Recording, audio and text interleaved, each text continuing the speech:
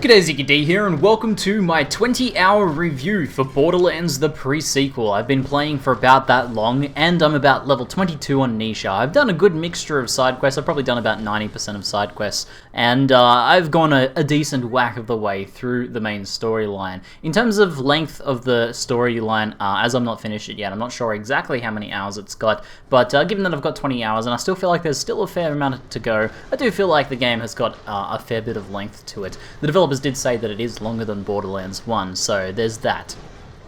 So what is Borderlands the Presequel? This game is an action RPG loot-based shooter. It's essentially what you would get if you married Diablo with the first-person shooter genre. You basically get lots and lots and lots of guns, lots of insane over-the-top guns, and the game overall is insane and over-the-top. But I'm sure many of you guys are already familiar with the Borderlands series and are just kind of more interested in what Presequel is itself. Now, Borderlands Presequel is, in terms of story, between the timelines of Borderlands 1 and Borderlands 2. It sets the backstory of Handsome Jack and his followers, essentially. In terms of actual sort of real-life game development, however, Borderlands Presequel is kind of like Borderlands 2.5. It's a spin-off game. It's not a fully-fledged Borderlands 3 on a new engine, it's not the same sort of jump that you'd expect from going from 2 to 3, but it is a standalone game. It's not a DLC, it's not an expansion, and it, supposedly has enough hours and enough content in it to be able to warrant being a standalone game and at a standalone price. However, I do believe that it's probably going to be not quite what some people want for the price of the game, about $60. You would expect, I think some people would expect a bigger jump, but Presequel is not that. It is more of Borderlands 2, with a lot of changes, a lot of gameplay changes, and a lot of enhancements, but it's not a complete shift. It's not a complete change for the series or anything like that. So if that's what you're expecting, then you will probably be a little bit disappointed. So the storyline in Borderlands Presequel is heavily focused on character development. As I said, it details the background of Handsome Jack, and at the start of the game, essentially Handsome Jack and the Vault Hunters, or the player characters, are essentially trying to fight off some terrorists that are trying to destroy the moon, and all of its inhabitants. So you kind of feel like the good guys. However, all of the characters are a little bit depraved. This is pretty normal in the Borderlands universe, but as the story progresses, the characters develop and become more and more depraved. Holy crap, that was nuts. So this is done very well, I think. It's communicated through a lot of interactions between the NPCs and the NPCs and the player character. The player characters, so for example, I'm playing Nisha. Nisha is much more chatty than the player characters have been in the previous titles, and I really, really like this. Nisha is very likable. I haven't had a chance to play around with the other characters, but I'm really interested in playing through the game with each of those other characters to see how they interact with the world around them, how they interact with Handsome Jack, and how they interact with the other NPCs, and to see their growth into depravity as well. So I think this was a fantastic storytelling change for the series, and I actually think so far that this is probably the most interesting game story-wise, sort of going through that heavily character development focused storyline and having that interaction between the player character and the NPCs is really, really enjoyable. In terms of aesthetics and sounds, it's pretty much what you'd expect to see if you were jumping into Borderlands 2. As I said, this is built on the same engine as Borderlands 2, and although there are some refinements and there are new locations and a lot of new things to look at, it is still essentially, it still essentially looks the same as Borderlands 2. The sound design, as usual for the Borderlands series, is absolutely top-notch. The music is fantastic. All of the sound effects for the guns are very satisfying, so that's all fantastic work. And this is a good point to bring up that the moon in the Borderlands series is Australia, essentially. Pretty much everyone you run into has a heavy, thick, dinky-die Australian accent, and that is Australian for the real true blue Aussies. That's also an Australian phrase. How do I explain this without being super Australian? I can't help it. But everyone in this game is super freaking Australian. So the game is absolutely loaded with Australian accents, Australian jokes, Australian references, and even just like a lot of Australian language and weapon types and things like that. Now, I think the humour that arises out of this setting and the humour that it comes out of this, I don't think will be received as well by everyone. Now, I am Australian, and although like I see a lot of these Australian characters, and I know they're super over the top, like representations of the most stereotypical bogan Australians. But I enjoy it. It's funny. It's a humorous look at Australian culture. And I think a lot of other people from around the world will find it funny and will find it entertaining. But I do think some other people might kind of just not really get it, or will find it offensive even. Like, for example, I have a weapon called Boganella, which is, it's essentially a weapon that contains the spirit and personality, I guess, of a female bogan Australian. Like, really, really bogan Australian. Now, bogan, for you guys from around the world who don't know what that means, is essentially like rednecks in the US. They're our version of rednecks. And this gun essentially just absolutely swears and and just says all sorts of really rotten sounding stuff. Now, it's all bleeped out, but you still get the impression essentially of what is being said, and it is a bit confronting, even as an Australian myself, and it kind of makes me shudder a little bit. So that's an example of when it gets really, really over the top. But a lot of the other references are really subtle and enjoyable, or just kind of lightly humorous. And overall, I think the game and the humor in the game has been pretty entertaining. It's not very often that I chuckle along when I'm playing games, but that certainly happened in this pre-sequel.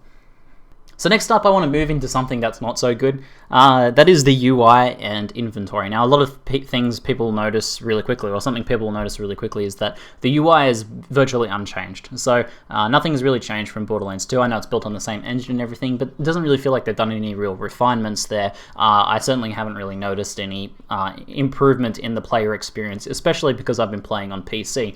Now, it's no secret that the UI and the inventories and everything are designed to work well with the controller, the console controller, and they do a decent job at that. There's only so good you can make a UI in a console game.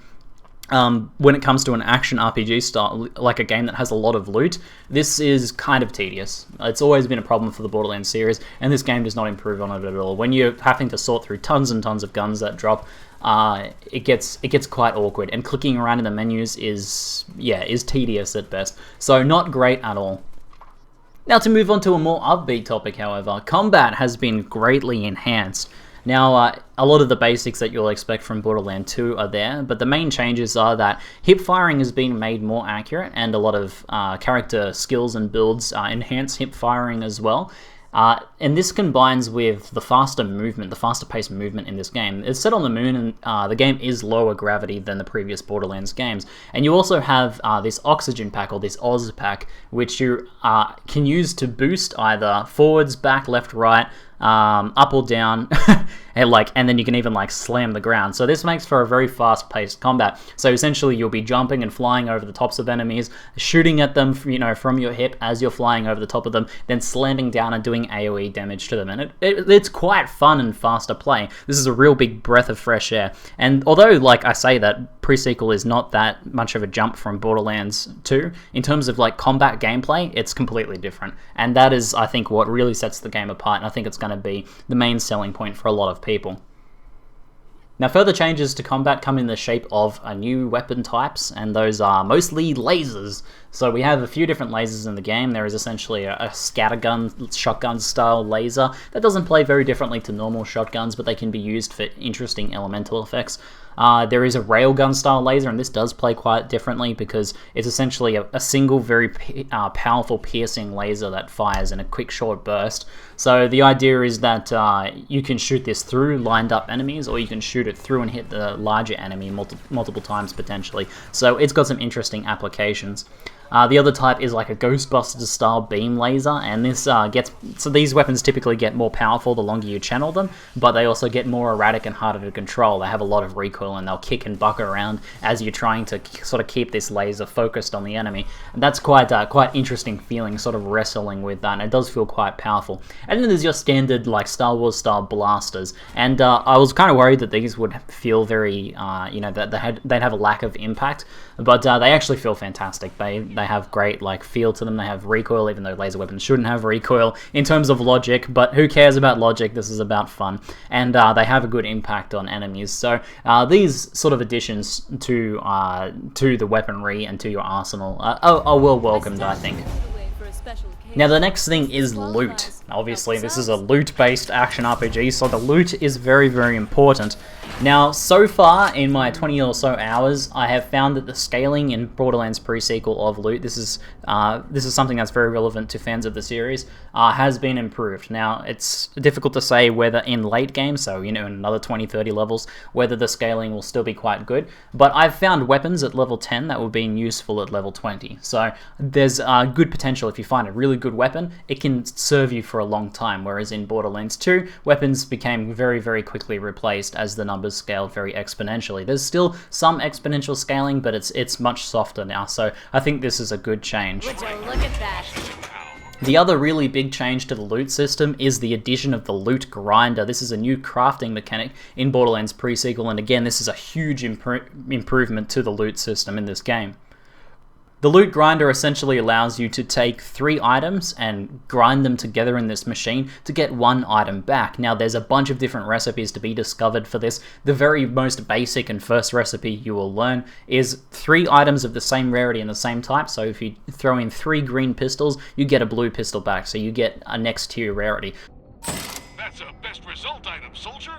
So this is a fantastic way of working your way up through the rarities. It's essentially allowing you to focus your RNG. So it's still randomized what the actual weapon rolls as, but if you really need a pistol and there's just been no pistols dropping, you're able to work your way up. You're able to get white pistols and upgrade them to green, green to blue, blue to purple. So you can work your way up through all of those. And then there is a ton of other recipes to discover with this as well. And there's some interesting other effects you can use. You can use Moonstone, which is kind of this extra currency that you find to further enhance the weapons and give them a random other property that can have some interesting build-defining effects. So this is an absolutely fantastic addition, and I've actually kind of been thinking a bit more about my loot now. I'm like, when I find a pistol that I can't use, I'm still like, sweet, yes, I really need a pistol upgrade. I can save 3 of these pistols and get a higher tier. Then when I get 3 of that higher tier, I can trade it up again. And as a result, I've been able to work my way up into better loot, and this feels great.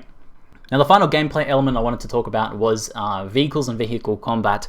Now the standard four-wheel drive rovers from Borderlands 1 and 2 are in there, and they're pretty much the same as always. However, this game adds these hover jet bikes, and oh man, once you get on one of these, you're never ever going to get on one of those four-wheel drive rover things again. There's just no reason to. Sure, they have the speed boost, but these hover bikes essentially can fly. They have a short boost upwards, which allows them to do massive jumps and to hover great distances. And because the moon is has a lot of verticality, because there's a lot of jumping, you can jump very high because of low gravity. The level design in Borderlands has changed quite a bit.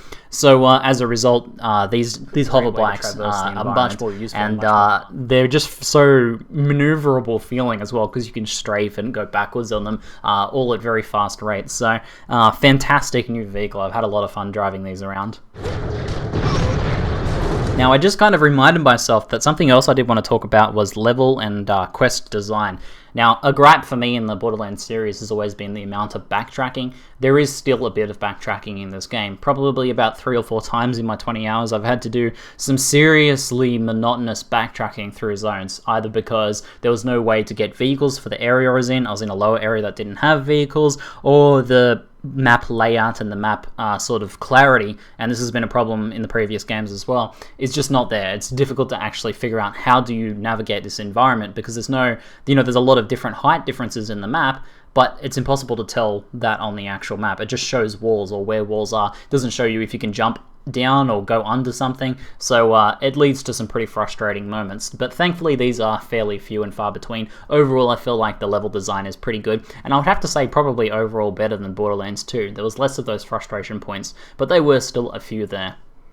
So my final thoughts are that for fans of the Borderlands series, so hardcore fans of the Borderlands series, this is going to be a must-buy. Like, it's not as cheap as perhaps a standalone spin-off style game should be. Maybe if it was something like $40, it would be an easier purchase, but for fans of the series, this is going to be an instant buy.